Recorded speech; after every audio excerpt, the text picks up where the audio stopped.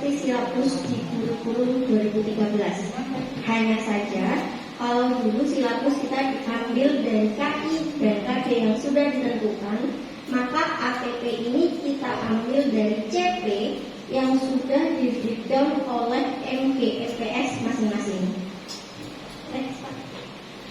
Hari ini kita akan belajar tentang yang pertama konsep alur tujuan pembelajaran, yang kedua konsep tujuan pembelajaran, yang ketiga prinsip penyusunan alur tujuan pembelajaran dan prosedur penyusunan alur tujuan pembelajaran.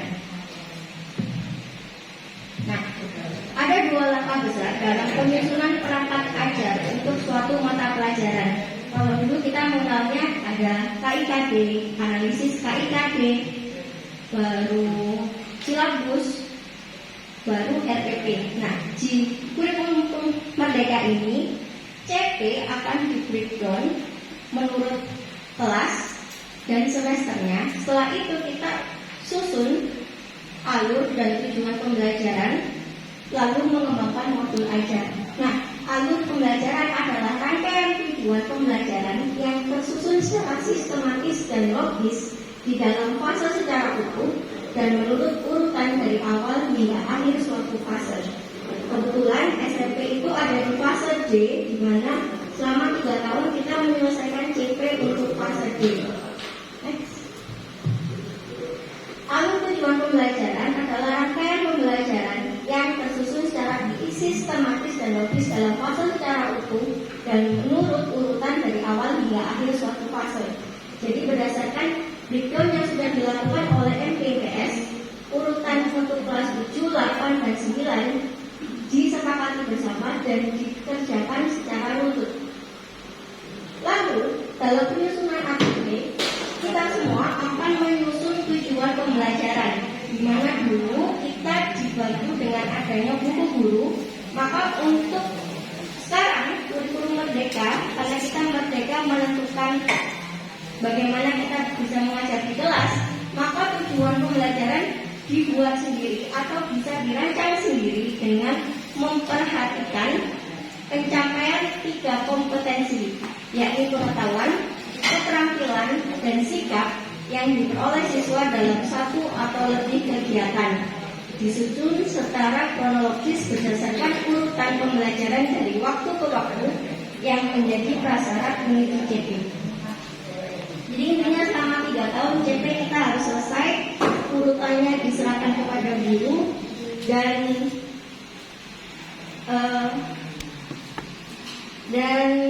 urutannya juga diserahkan kepada guru. Tujuan pembelajarannya juga bisa disesuaikan berdasarkan kondisi kelas atau kondisi sekolah atau malah karakteristik dari lingkungan sekitar. Misalnya di Candi ini karakteristiknya seperti apa. Lanjut, itu ada tahapan kognitif, ada dimensi pengetahuan, capaian perilaku kecakapan hidup, dan profil pelajar Pancasila yang harus tergambar di dalam ATP. Selama 3 tahun, semua ATP harus diberikan, memperhatikan 4 kriteria yang di bawah. Contoh kompetensi maksudnya ini adalah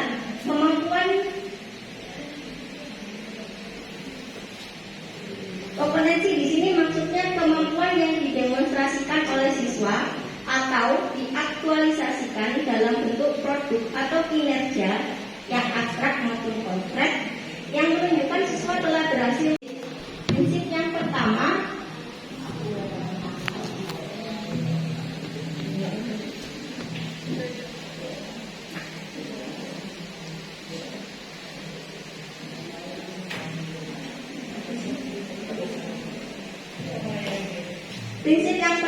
sederhana dan informatif. Jadi ATP yang dibuat itu harus menggunakan istilah yang mudah dipahami semua yang membacanya. Jika ada istilah khusus, maka perlu disertakan penjelasan secukupnya di glosarium.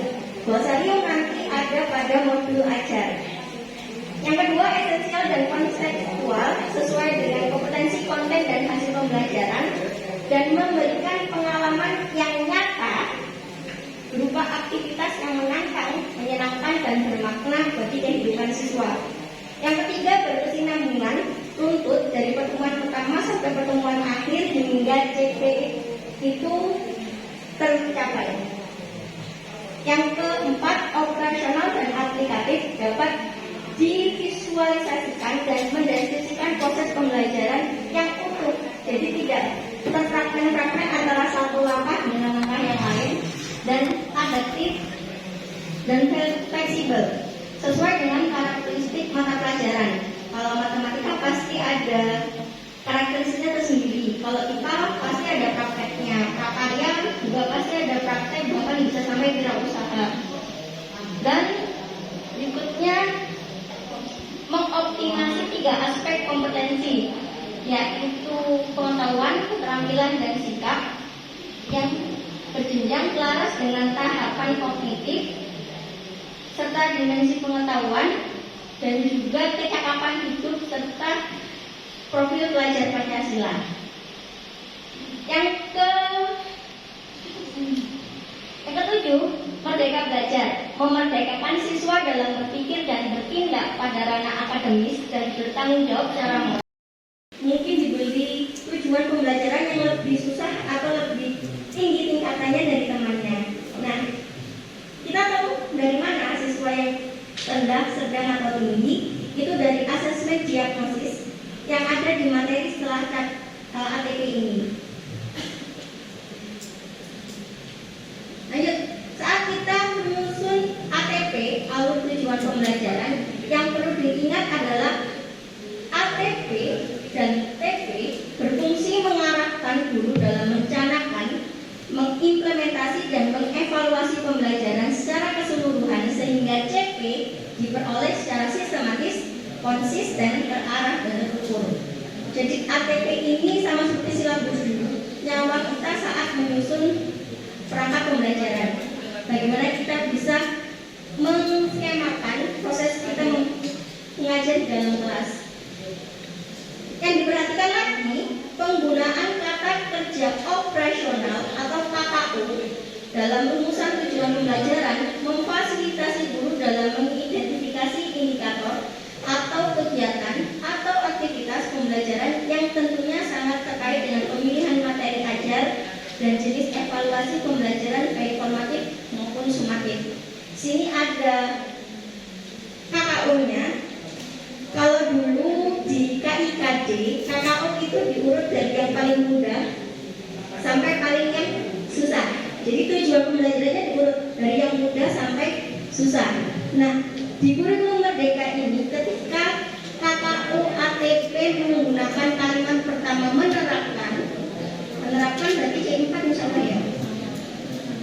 Jika di KKO CP sudah ada kata menerapkan, maka tujuan pembelajaran yang dicantumkan di ATP minimal C4. Minimal C4.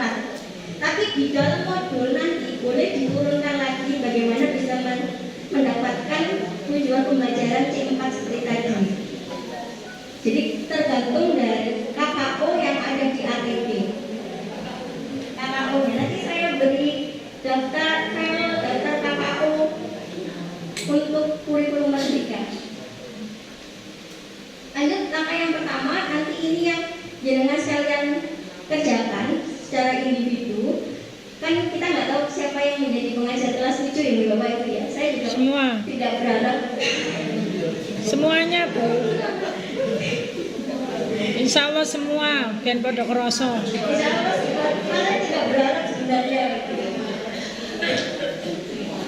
Jadi nanti agar sama-sama bisa, setiap guru akan membuat satu ATP, kasarannya membuat seperti silabus berdasarkan CP yang sudah di breakdown kemarin.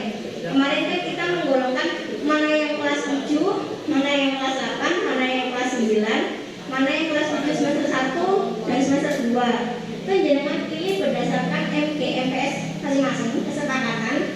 Bisa satu orang satu CP atau satu bab, membuat ATP-nya dari awal sampai akhir. Atau kalau susah, misalnya satu bab IPA asam basa itu perlu sampai 4 pertemuan. Kalau misalnya membuat ATP untuk 4 pertemuan susah, maka boleh hanya membuat 1 pertemuan.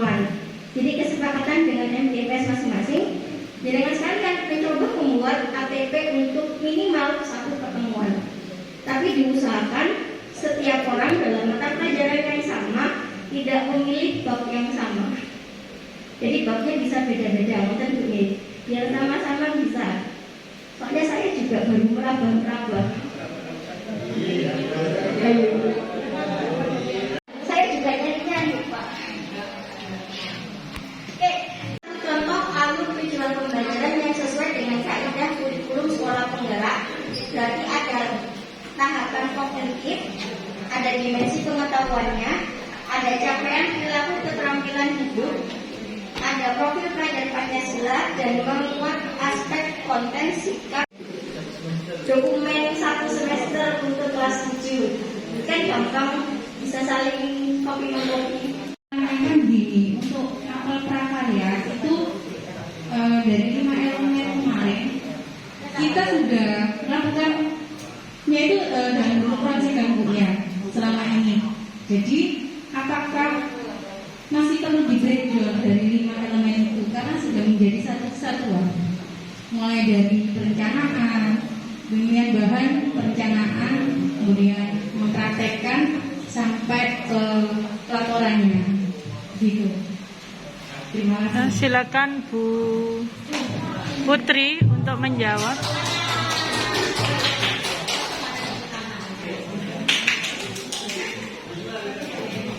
Terima kasih banyak atas pertanyaannya.